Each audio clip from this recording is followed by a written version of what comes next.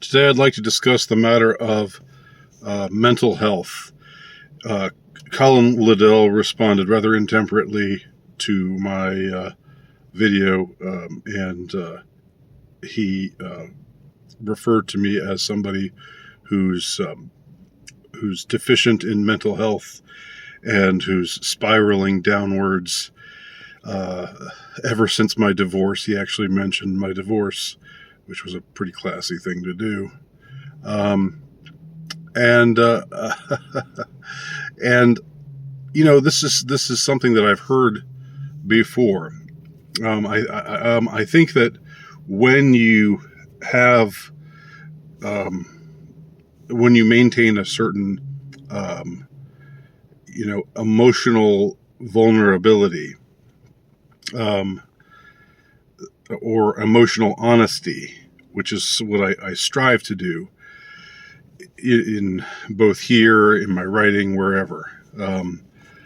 I think when you do that, instead of just being, projecting yourself as being some unstoppable force or someone who's above it all, and so forth. I think when you do that and you open up about things, then you become that you kind of put that target on yourself. And particularly when you're interested in seeing beyond the headlines and drilling down from what they tell you in mainstream media sources, and looking at what the truth might well be, the truth that we're not being told by the political and media establishment. Whenever you do that, and you put yourself out there saying, here's this idea, here's that idea, and you are aware that people are going to just be dismissive out of hand, and some people are going to be dismissive out of hand. Some people are going to think you're a nut just for considering this, that, or the other thing. And I'm well aware of that. My daughter is a big fan of the band My Chemical Romance, and they have a song called "I'm Not Okay," and that's an example of the kind of what I'm talking about. This willingness to be emotionally honest. Now, you want to be emotionally honest without being self-indulgent, and you also want to maintain some kind of dignity, because I think that's also important, to present yourself as someone, and to present yourself in a manner that is dignified. So it's always a balancing act, but it's just because I've become aware of how it's not like Colin and Luke were the first ones or have been the first ones to say these kind of things about me or presume these kinds of things about me. It's kind of an easy thing to do. It's really a cheap shot, but I mean, you can't expect people to refrain from taking cheap shots, unfortunately. But I think that it's obviously just, it's part of the deal. It's what happens when you put yourself out there and declare certain things, and say, for example, as I did a few days ago when I before I got my main channel back, on my alternate channel, which you should subscribe to if you want to keep hearing from me, because I don't know what YouTube is going to do with this channel in the near future. But on my alternate channel, I recorded several videos about Anne Heche and her death, and the things that didn't seem to make sense to me, the things that didn't seem to compute, the pieces that didn't fit together. And that's something I've done about, several other stories as well. And I'm not claiming to be any kind of original. I know a lot of other people make the same kinds of observations. But I think there's some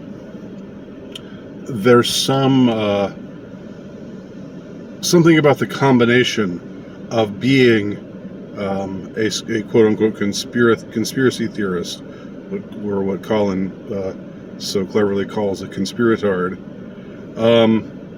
and also being honest about your life, being honest about things that happened to you, and how they affected you, how they have shaped your trajectory, your psychic trajectory, let us say. I was honest. I don't think I was indulgent because it wasn't something I talked about constantly. It hasn't been something I've talked about constantly. It wouldn't be something that I would talk about constantly. And I'm loath to field questions from people about it, But I have made reference to my divorce having had a profound effect upon me. Something akin to having the rug pulled out from under you. And so you say things like that. You open up about how you're aware of being a quote unquote low status male, which I've talked about. I even have a book about it, Ruminations of a Low Status Male. And you're somewhat honest about this stuff. Well, the ramifications of that are that people will take advantage of the vulnerability that you have chosen to show. They will take advantage of that in order to take shots at you if they feel themselves to be in a position to do so, or in a position where they are somehow justified in doing so. And I've talked about other things on this channel, and I've written about things on my Substack page and in my work that, generally speaking, some of which is, frankly autobiographical, others of which is, has an autobiographical, certainly a largely autobiographical aspect to it, even if it's fictionalized. And I talked about breaking up with my therapist. I've got that video a few spaces down. I think I recorded it a couple of weeks ago. And I'm a melancholic. I'm someone who has a melancholy temperament. I prefer that word to depressed. Depressed sounds more like diagnostic, and it sounds more like there's something wrong with you that ought to be fixed. Whereas someone with a melancholic temperament or disposition or perspective, it's not necessarily something that requires fixing. It's simply the lens through which you apprehend the world around you. But let me just also say, before I close out, because I want to make this video a little bit shorter than I've been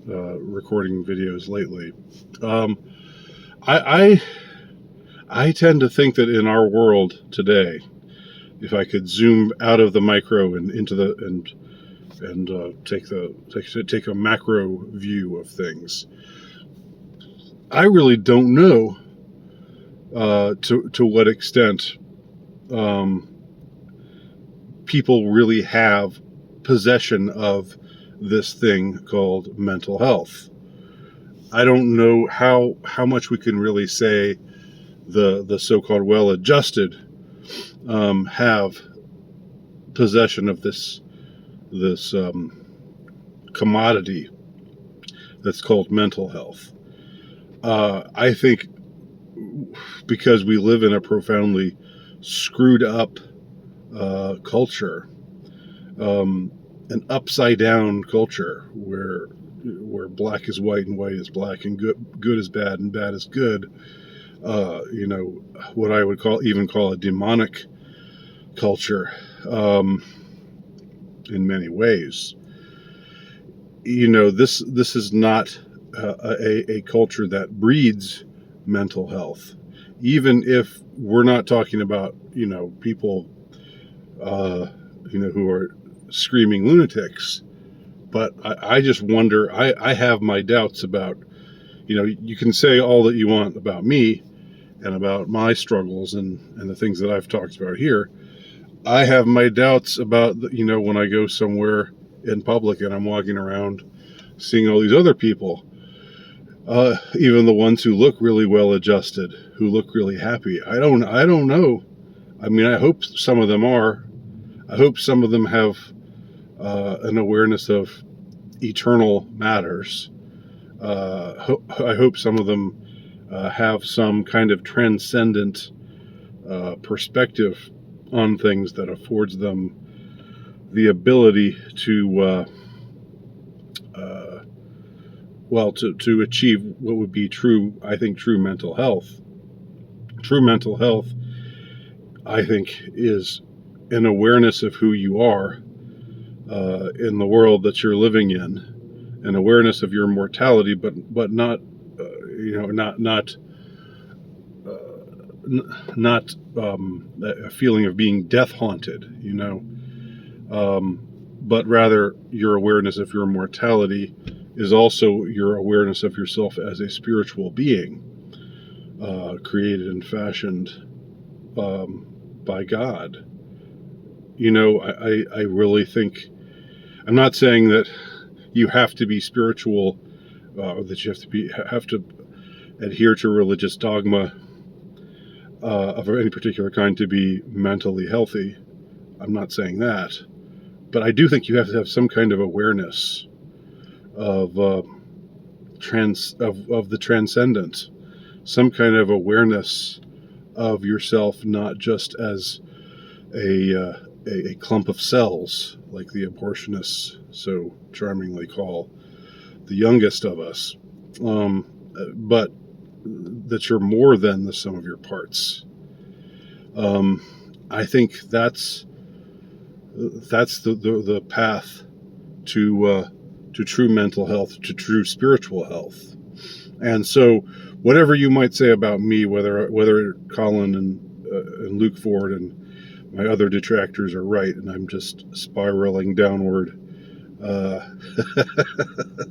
to madness.